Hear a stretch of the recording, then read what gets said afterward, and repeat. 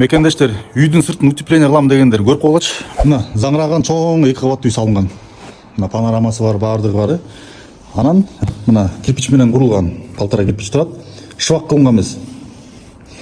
Шыбак кылбай туруп, мына базальт, пятерка базальт, анан сыртын мондай кылып туруп, тиги клей менен шабак койгон. Эми монун кыйшактын көрүп койгула могу. Карачы кандай кыйшак. Телефондон кандай көрүнүп атат билбейм. Мына.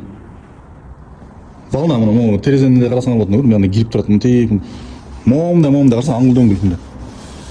Эми ушуну сыртында мына фасад сызгандар билесиңер өзүңөр. Комментарий жазып койгула.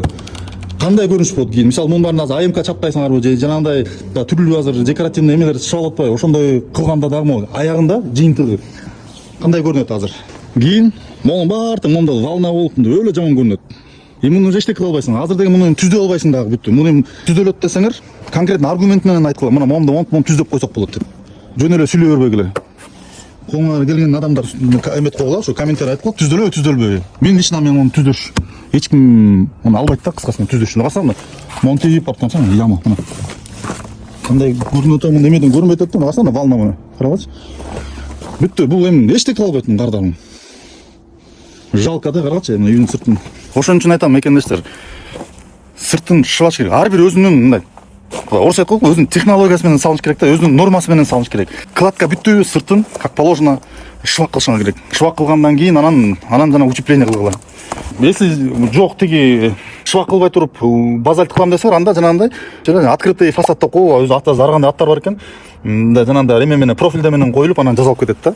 Ветровой фасад деп коебу же открытый фасад деп мокрый сухой фасад деп айтылат, ошондой түрлүү айтылат экен да.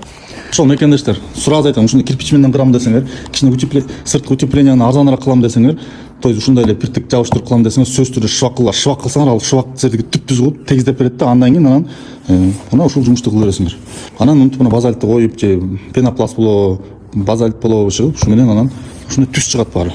Анан сөзсүз түрдө сыртын ушинтип мондай кылып клей менен шабап салышыңар керек. Болбосо мондай болгон көрүнүш болот. Бул дагы эчтеке кыла албайт. Муну дагы только баарын сыйрып туруп кайра жаңыдан жасаш керек.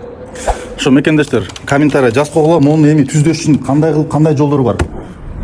Ошого комментарий жазып кеткилечи мекендештер. Саламатта болуңар.